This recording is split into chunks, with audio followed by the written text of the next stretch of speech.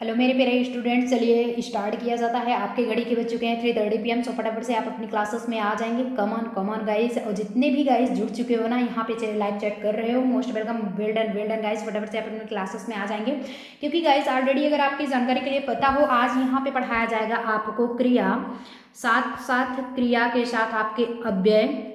अभी previous sessions में अभी आप पढ़ के आ गए हैं अव्यय, और उसके बाद क्या होगा तथा क्रिया विशेषण, तथा क्रिया विशेषण विशेषण। चलिए, तो क्रिया अव्यय तथा क्रिया विशेषण के बारे में गाइज यहाँ पे नॉलेज अचीव किया जाएगा, और सभी इंपॉर्टेंट सभी के लिए गाइज रहने वाला है, क्योंकि हिंदी ऑल ग्रुप्स अवेलेबल है। 50 नंबर का टोटली सबके ग्रुप्स में आता है। चाहे आप हिंदी लेंगे या फिर इंग्लिश लेते हैं, इन दोनों में से एक सब्जेक्ट आपको चूज ही करना पड़ेगा, चाहे वो आप साइंस साइड से हो या फिर आर्ट साइड से या फिर आप कॉमर्स साइड से। सो गाइस, चलिए स्टार्ट किया जाता है। आज यहाँ पे बात किया जाएगा एट फर्स्ट कि व्हाट इज अ वर्ब, क्रिया क्या होता है, इसके बारे में ना चर्चा करेंगे। तो आपके डिफिनीशंस दिए जा चुके हैं, जो कि what is the conditions of a verb का, कि जिस शब्द से किसी कार्य के होने या प्रवृत्ति प्रकट हो उसे क्रिया कहते नहीं है कि ये काम ये वर्क किया जा रहा है, जैसे कि पढ़ना, लिखना, चलना इत्यादि। सो फटाफट से आप क्लासेस में अपनी इस फैमिली में जुड़े हुए हो। जो नए स्टूडेंट्स ऑलरेडी जुड़ चुके हैं वो चैनल को सब्सक्राइब करके नाउ नोटिफिकेशन पे भी ऑल पे मतलब कि बेल पे प्रेस कर देंगे, जिससे रोजाना उन्हें न्यू अपडेट्स मिलता रहेगा। गाइज, आपको डिस्क्रिप्शन बॉक्स में लिंक टोटली दी जा चुकी है। आपको क्विज अगर देना है तो बहरहाल अभी टाइम चेंज 1 से चेंज कर दिया गया, 1 फरवरी से। आपका 1 PM एंड 2 PM से स्टार्ट किया जाता है, जो कि दोपहर एट नून हुआ, बाकी आपका नाइट शिफ्ट में था।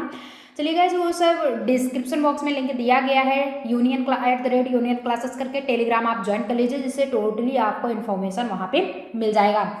गाइस, चलिए आगे क्या होता है कि क्रिया विकारी शब्द है, जिसके रूप लिंग, वचन तथा पुरुष के अनुसार बदलते रहते हैं। क्रिया के रूप में वह परिवर्तन हिंदी की क्या होती है, अपनी एक फीचर होती है।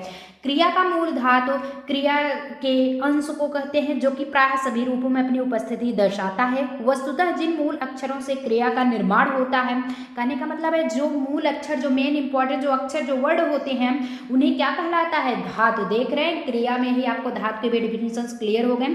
जैसे कि पढ़ना क्रिया में पठ धातु के साथ न प्रत्यय लगा हुआ है, जैसे कि पढ़ना एक टाइप से की क्या है, क्रिया है। अब इस पढ़ना में पठ धातु है। धातु कैसा है, क्योंकि पढ़ाई कर रहे हैं, पठ धातु है, और न आपका क्या है, न ये प्रत्यय है। क्यों, क्योंकि लास्ट पोजीशंस इंडिकेटिंग टू प्रत्यय and first positions indicating to आपका उपसर्ग। ध्यान दीजिएगा, इंपॉर्टेंट है, आपके लिए जरूर पूछता है गाइस, उपसर्ग और प्रत्यय। चलिए आगे चला जाए, फिर इसमें कोई प्रॉब्लम नहीं है। तो ये कंडीशंस आपके हो गए ऐसा। तो हिंदी के लास्ट पोजीशंस कह रहा है कि हिंदी के क्रिया निर्माण के धातुओं के अतिरिक्त संज्ञा और विशेषण से भी होते हैं, मतलब कि क्रिया धातु के अतिरिक्त ये संज्ञा और विशेषण से भी होते हैं। कैसे कंडीशंस, नाउ नेक्स्ट में देखा जाता है। जैसे कि गाइज आपके नेक्स्ट क्या है, रचना की दृष्टि से क्रिया दो भेद के होते हैं। It's means there are 2 types of verb according to किसके, क्रिएशंस के। एक होता है आपका सकर्मक और दूसरा होता है आपका अकर्मक। माइंड में आपके बन गया होगा। देखिए गाइस, यहाँ पे ऑलरेडी ये नहीं पूछता है कि अकर्मक का डिफिनीशन लिख दीजिए या फिर सकर्मक का, जी नहीं। एंट्रेंस एग्जाम आपको क्रैक करना है 2022 का, तो आपके ऑलरेडी ऐसे क्वेश्चंस आ जाएंगे कि मतलब कि ये आपका हो सकता है कि डिफिनीशंस पूछ ले, और डिफिनीशंस पूछने के बाद ये कह दे कि क्या ये सकर्मक है या फिर अकर्मक, या सार में उसमें से आपको करना है, डोंट माइंड। तो चलिए गाइस, यहाँ पे स्टार्ट किया जाता है सकर्मक क्रिया, लेकिन उसके पहले हम ये चाहते हैं कि जितने भी गाइस बिल्कुल जुड़े हुए हो, लाइव चैट करना स्टार्ट कर दीजिए। देख रहे हैं जितनी भी संख्या है लाइव चैट की, वहाँ पे स्टार्ट नहीं हो रही है। और बाकी जितने भी गाइस जुड़ चुके हो, एक बार फिर से all of you well done guys. चलिए सेशंस को एक बार आप थम्स अप कर दीजिए, ज़्यादा से ज़्यादा यार शेयर करने की भी कोशिश कीजिए, जिससे कि फ्री ऑफ कोर्सेस और भी स्टूडेंट्स आ करके नॉलेज अचीव कर सकें। चलिए गाइस, फिर स्टार्ट किया जाए, आप लोग तैयार हैं? चलिए, तो है क्या चीज़, सकर्मक क्रिया उस क्रिया को कहते हैं। कहने का मतलब है, अगर कोई पूछता है कि सकर्मक क्रिया उस क्रिया को कहते हैं जिसका फल कर्ता पे न पढ़ करके कहीं और पड़े। व्हाट इज कर्ता, सब्जेक्ट, जिसके द्वारा काम किया जाता है। कैसे, राम घर जा रहा है, कौन सा टेंस है, जा रहा है।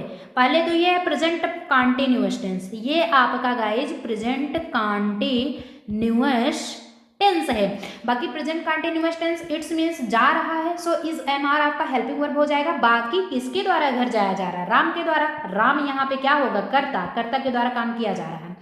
तो सकर्मक जो क्रिया होती है गाइज, इसका फल जो है कर्ता पे न पढ़ करके कहीं और पड़ता है। सकर्मक क्रिया के साथ कर्म रहता है बिल्कुल, या उसके रहने की संभावना होती है। जैसे राम खाना खाता है, अब यहाँ पे अगर आप देखें एग्जाम्पल्स आपको दिया गया है गाइस कि राम खाना खाता है, तो उस एग्जाम्पल्स में कैसे आप पहचानेंगे कि ये सकर्मक है या फिर अकर्मक। कैसे कि राम खाना खाता है, राम तो खाना खाता है, लेकिन खाना खाया जाता है राम के द्वारा, लेकिन क्या काम है कि खा रहा है वो, तो मतलब कि जा किस में रहा है, पेट में जा रहा है। ऐसा तो कंडीशंस है नहीं कि राम का खुद का वो वर्क हो रहा है। जैसे कि कंडीशंस आप समझने की कोशिश करेंगे सकर्मक के बाद, यहाँ पे अकर्मक। अकर्मक क्या होता है कि खुद जो वर्क करे, मतलब कि अकर्मक क्रिया होता है कि कर्ता पे वो वर्क पड़ रहा है। जिस क्रिया के कार्य का फल कर्ता पे पड़े वो अकर्मक, और जिस क्रिया के कार्य का फल कर्ता पे ना पड़े वो सकर्मक। तो ध्यान दीजिएगा, यही इंपॉर्टेंट है। सकर्मक क्रिया उसके कहते हैं जिसका फल जो है कर्ता पे नहीं पड़ता है, वो सकर्मक कहलाता है। तो जैसे राम खाना खाता है, यहीं पे नेक्स्ट अगर आपका आ जाता है कि जिस क्रिया के कार्य का फल कर्ता पे पड़ता है वो अकर्मक होता है। कर्ता पे पड़े, नोट कर लीजिए, कर्ता पर पड़े, कर्ता पर फल पड़े कहलाता क्या है आपका, अकर्मक। ये कंडीशंस अकर्मक की होगी। अब नहीं, अगर ये नहीं है तो ये सकर्मक हो जाएगा। ध्यान दीजिएगा। इसी में कुछ डाउट्स, मतलब कि कुछ स्टूडेंट्स होते हैं जो कि डाउट उन्हें इनके अंदर आ जाता है, बट डोंट माइंड। पढ़ा रहे हैं तो कोई भी आपको प्रॉब्लम्स होती है तुरंत लाइव चैट करके हम देख रहे हैं, सभी का चैट यहाँ पे पढ़ा जाता है गाइज। एक भी स्टूडेंट्स ऐसे नहीं होते हैं कि जिनका चैट ना पढ़ा जाता हो। बिल्कुल, कोई भी प्रॉब्लम हो तो आप पूछते रहिए। बाकी आपका आज 1 फरवरी है, आपका 15 फरवरी तक आपका फॉर्म आ जाएगा, सो आप अब उसके लिए अप्लाई कर देंगे। बाकी जनरल रूल्स के लिए है कि 1500, बाकी 750 ST SC यानी कि अनुसूचित जनजाति के लिए इतना फॉर्म भी अप्लाई करना है आपको। बाकी लेटेस्ट आप बिल्कुल भी लेट नहीं करेंगे। बाकी आपका गाइज होता है कि अप्रैल के फर्स्ट शिफ्ट में ही आपका जो है एग्जाम करा के दिया जाएगा। अप्रैल के फर्स्ट शिफ्ट में ही आपका एग्जाम हो जाएगा गाइज। इस पे जल्दी ही 1-2 दिन के अंदर हम वीडियो पूरा टोटली बना देंगे, जिससे कि आपको कोई भी डाउट्स ना हो। और मार्च में जो है अपना ये फैमिली एक बार रिवीजन की क्लासेस में आ जाएगा, इसलिए फरवरी तक आपको ये सिलेबस कवर करना है। और आई गेस हमारे साथ साथ अगर आप भी उतना ही प्यार और साथ अपनी इस फैमिली को देंगे ना, तो ये फैमिली एक दिन मिलियनों में क्रॉस कर जाएगी। सो आई गेस आप साथ रहेंगे तो डोंट माइंड, कोर्स जो होगा वो तो कवर होगा ही होगा। चलिए गाइस, आगे क्या होता है कि अकर्मक क्रिया के साथ कोई कर्म कारक नहीं होता है। जैसे कि इस कारण से कोई अकर्मक क्रिया कहते हैं, मोहन हंसता है, हंसना या रोना की क्रिया का फल कर्ता पे पड़ता है। बिल्कुल, मोहन हंसता है तो हंसने की जो क्रिया पड़ रही है कर्ता पे, ये फल पड़ रहा है। बट वहाँ मोहन खाता है, ये उसकी क्रिया नहीं पड़ रही है, ये कंडीशंस नहीं होगी, क्योंकि क्या खाता है ये तो कोई कंफर्म है नहीं। और यहाँ पे रो रहा है तो भैया एक ही साइड में रोएगा, हंसेगा तो एक ही साइड में। वैसे ऑलरेडी हंसना बहुत अच्छी बात है, रोइए नहीं, आप लोग ऑलरेडी हंसते रहिए, इसलिए पढ़ाई करते रहो यार, पढ़ाई करते रहो तभी हंसते हुए वापस आओगे। अब पढ़ाई छोड़ दिए ना फिर रोते हुए आओगे, ये हम चाहते नहीं। चलिए गाइस, तो संयुक्त क्रिया क्या होती है, अपने मतलब कि टोटली सामने आ चुका है आपके। संयुक्त क्रिया आखिर क्या है? जो क्रिया 2 या 2 से अधिक वस्तुओं के धातुओं के मेल से बनती है वो संयुक्त होती है। संयुक्त मतलब मिला हुआ, लेकिन क्या 2 या 2 से अधिक धातु के मिलने से। जैसे कि वह घर पहुंच गया, इस वाक्य में पहुंच गया क्या है, संयुक्त क्रिया का उदाहरण। वह घर पहुंच गया, ऑलरेडी क्या है, एक तो घर है, एक तो पहुंच रहा है। दोनों में क्या है, दोनों में आपके ऑप्शन में रिलेशनशिप बताया जा रहा है, संबंधित, समझ रहे हैं। वैसे ही एक संयुक्त क्रिया का उदाहरण है, संयुक्त क्रिया का निर्माण अकर्मक तथा सकर्मक दोनों क्रियाओं द्वारा हो सकता है। जैसे लेट जाना, गिर पड़ना, बेच लेना, मतलब कि इत्यादि समथिंग्स। ऐसा कोई प्रॉपर्ली नहीं है कि संयुक्त क्रिया जो आप गाइस पढ़ रहे हो इसमें कोई प्रॉपर्ली नहीं है कि आपका अकर्मक ही आए, यानी कि अकर्मक ही आए अथवा सकर्मक आए। गाइज यहाँ पे दोनों के दोनों पॉइंट्स आ सकते हैं, डोंट माइंड, यहाँ पे दोनों के दोनों पॉइंट्स आ सकते हैं, आपके अकर्मक भी आएंगे और सकर्मक भी आएंगे। आई गेस आपको समझ में आ गया होगा। चलिए यार एक थम्स अप भी करते चलेंगे जिससे कि सेशंस में मजा भी आता रहे, है ना। चलिए तो बाकी आगे क्या पोजिशंस होते हैं जरा ये देख लेते हैं, आगे का क्या पोजिशंस आपके होते हैं। ये दिया गया है यहाँ पे गाइस कि कर्मवाच्य क्रिया, कर्मवाच्य और भाववाच्य, जरा यहाँ पे आप ध्यान देंगे कर्मवाच्य क्या होता है, भाववाच्य क्या होता है, ये आपको कंफर्म होना चाहिए कि वाच्य अगर पूछा जाए, एक सेकंड, वाच्य पूछा जाता है तो मतलब कि कितने टाइप्स के होते हैं, ये आपके है क्या, अपव्यय हो गया है। यहीं पे अगर देखा जाता है आपका कर्मवाच्य, एक सेकंड, चलिए यहीं पे देखेंगे कर्मवाच्य भाववाच्य, बाकी कर्तवाच्य कुछ नहीं है। कर्तवाच्य होता है क्या कि क्रिया के जिस रूप परिवर्तन से वाक्य का कर्ता पे प्रधानता होती है, कर्ता की प्रधानता अगर ये दिखाई जाती है, जहाँ पे कर्ता की प्रधानता वहां पे क्या होता है, कर्तवाच्य होता है। कर्तवाच्य आप पढ़े हो ना, कर्तवाच्य क्या होता है आपका कि कंडीशंस एक्टिव, अगर आप वॉइस पढ़े हो गाइज इंग्लिश में तो दो टाइप्स का होता है, एक तो एक्टिव वॉइस जो कि कर्तवाच्य होता है, एक पैसिव वॉइस जो कि कर्मवाच्य होता है। तो कुछ नहीं है, कर्ता यही है कि जिसके मतलब कि क्रिया के जिस रूप परिवर्तन से वाक्य में कर्ता की प्रधानता स्पष्ट हो रही हो, जैसे कि वह आम खाता है, वह जो है क्या खाता है, आम खाता है, यहाँ पे लिखेंगे वह आम खाता है। अब यहाँ पे क्या करेंगे, यहाँ कर्ता प्रधान है, वह ये जो है गाइस आपका प्रधान होगा। यहीं पे चलिए कर्मवाच्य हो जाता है आपका, यानी कि कर्मवाच्य दिख रहा है कि क्रिया के जिस रूप परिवर्तन में वाक्य की में कर्म की प्रधानता होती है। गाइस आपको कुछ नहीं करना है, सिर्फ कर्मवाच्य भाववाच्य कर्तवाच्य में यही आपको है कि जिस भी रूप से परिवर्तन से वाक्य में अगर कर्म की प्रधानता होती है तो कर्मवाच्य, आपके कर्ता की प्रधानता हुई तो कर्तवाच्य, आपके भाव की प्रधानता हुई, ये देखिए भाव की प्रधानता हुई तो भाववाच्य। एग्जाम्पल के तौर पे गाइस हमने समझा दिया आपको, वह आम खाता है, पर्सनली वही खाता है, तो ईटिंग मतलब कि वो खा रहा है भाई, खाता है तो वह खा रहा है, यहाँ पे कर्ता के द्वारा कर्म की भाव प्रधानता दिखाई जा रही है। कर्म हो गया कि आम खाया जाता है, आम यहाँ पे क्या है गाइज, कर्म है, खाया जाता है ये तो भैया वर्ब है आपका। वैसे ही भाववाच्य पे चलते हैं कि जैसे उससे खाया ही नहीं गया, यहाँ पे उससे क्या है, उससे खाया ही नहीं, बेचारा उस इतनी प्रॉब्लम थी उसे तो उससे खाया ही नहीं गया, दुख था उसे, तो यहाँ पे किसकी भाव, यहाँ पे इमोशंस यानी कि अब्स्ट्रैक्ट नाउन का आपका यहाँ पे इंडिकेट किया जा रहा है, जो कि इंडिकेटिंग टू भाववाचक। आई गेस आपको समझ में आ रहा है, बहुत बढ़िया, आगे बढ़ते रहिए। चलिए एक थम्स अप भी याद करते चलो, उसमें तो आप लोग बिल्कुल भी मितव्ययी न बनिए, थम्स अप में मितव्ययी की कंडीशन ना अपनाइए।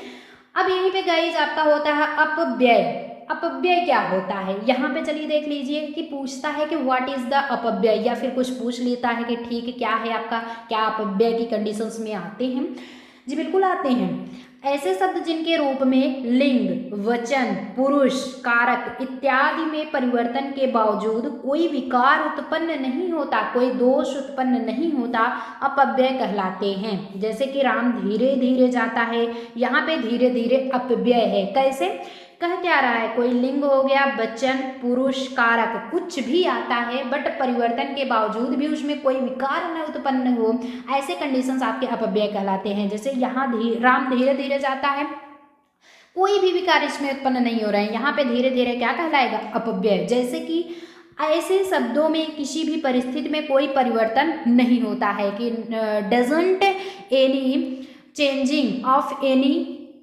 कंडीशंस, किसी भी परिस्थिति में, इसलिए ये शब्द अविकारी होते हैं। बिल्कुल विकारी वो होंगे जो चेंज होते हैं और जो चेंज नहीं होते हैं वो अविकारी। अपव्यय शब्दों के कुछ उदाहरण निम्नलिखित हैं, there are some things examples forwarded, क्या होंगे कि जब, तब, अभी, इधर उधर, इसलिए, अतः, ठीक इत्यादि, अर्थात, मतलब कि ये सारे जो कंडीशंस होंगे वो अपव्यय की कंडीशंस में आपके आते हैं। है क्या चीज, कहते नहीं है कि चलिए ठीक है कोई बात नहीं आप वर्क करते रहिए हम भी आ रहे हैं, ऐसा कुछ, तो क्या कंडीशंस में कुछ चेंजिंग हो रही है, कुछ नहीं चेंजिंग हो रही है, it's indicating to of the अपव्यय। आई गेस आपको समझ में आ गया होगा।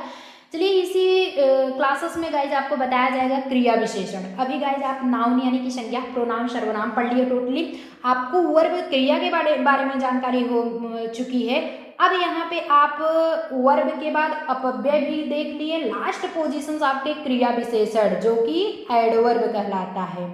एडजेक्टिव तो विशेषण होता है बट एडवर्ब यानी कि क्रिया विशेषण है क्या चीज कि जिस शब्द से क्रिया विशेषण तथा अन्य क्रिया विशेषण शब्दों की विशेषता प्रकट होती है वहां पे क्रिया विशेषण। जी बिल्कुल, जिस भी शब्द से आपके क्रिया की यानी कि आपके वर्ब की, आपके एडजेक्टिव, आपके एडवर्ब की विशेषता, एडजेक्टिव प्रकट हो रही हो, इंडिकेट हो रही हो, बताई जा रही हो, उसे क्रिया विशेषण कहते हैं। जैसे कि सीता धीरे धीरे आ रही है, धीरे धीरे यहाँ पे क्या इंडिकेट कर रहा है, ध्यान दीजिएगा, अभी अभी पढ़ के आए हो यार, इतना तो न भूलिए आप लोग। ये देखिए धीरे धीरे क्या है, अपव्यय की कंडीशंस में आ रहे हैं ना, तो वही क्या है, सीता धीरे धीरे आ रही है, तो एक काम का क्या है, आपका वर्क, आना तो क्रिया हो गया, यहाँ पे आ रही है क्रिया हो गया, लेकिन कैसे आ रही है, धीरे धीरे, धीरे धीरे जो यहाँ पे है ये इसकी विशेषता बतलाई जा रही है, ये इसके विशेषण। सो जहाँ पे क्रिया और विशेषण दोनों आ रहे हैं, क्रिया विशेषण कंडीशंस हो गए। श्याम अभी खा रहा है, श्याम अभी खा रहा है, तो प्रोसेस क्या है, वो अभी ईटिंग कर रहा है, ये सारे कंडीशंस यहाँ पे क्रिया विशेषण। वर्किंग आपका खा रहा है, अभी जो है ये बता रहा है कि अभी अभी खा रहा है। ओके, तो इन शब्दों में धीरे धीरे तथा अभी आने खाने की क्रिया की विशेषता बतलाते हैं, वह बहुत धीरे चलता है। इस वाक्य में बहुत क्रिया विशेषण है क्योंकि वह धीरे क्रिया विशेषण, जी बिल्कुल वही सारी चीज है, बहुत धीरे चलता है, वो इसकी विशेषता बतलाई जाती है कि वह बहुत धीरे धीरे, धीरे धीरे तो अपव्यय हो गया, लेकिन बहुत ही धीरे चलता है, कछुए की चाल बेचारा। तो हो सकता है कि उसके पैर में दर्द हो, समथिंग सो मतलब कि कुछ भी हो, लेकिन ये बताया जाता है कि ये राम एक बहुत अच्छा लड़का, पढ़ने में अच्छा लड़का है, तो इसकी विशेषता है, क्रिया विशेषता के साथ वो बताया जा रहा है। सो यहाँ तक हो गया। क्वेश्चन आंसर बहरहाल आपके नेक्स्ट क्वेश्चन मतलब कि प्रोवाइड कराए जाएंगे।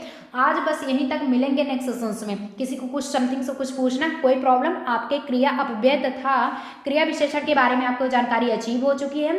अब नाउ हम एक्सरसाइज सॉल्व आपको कराएंगे नेक्स्ट सेशंस में। नेक्स्ट डे आपको 3:30 PM पे इसी टाइम पे आ जाना है। बहरहाल भी हो सकता है, देखिए अगर नेटवर्क इशू ना हुआ, समथिंग प्रॉब्लम ना हुआ, आपके 5 PM जो होते हैं वो जीके जीएस की क्लासेस होगा गाइज, एंड 7 PM पे जो होता है गाइज, 7 PM आपकी रीजनिंग की होने वाली है। रीजनिंग की क्लासेस में आना ना भूलिए। आपका क्लासिफिकेशन टेस्ट चल रहा है, सो क्लासिफिकेशन टेस्ट में अपने जोड़ने की कोशिश कीजिए। चला जाए फिर, चलिए चलते हैं फिर आज के सेशंस में। बाय, मिलते हैं नेक्स्ट सेशंस में, ऐसे इंटरेस्टिंग वीडियो लेकर के आएंगे। Till then all the very best, बढ़िया से पढ़ाई करते रहिए गाइस। नाउ आगे बढ़ते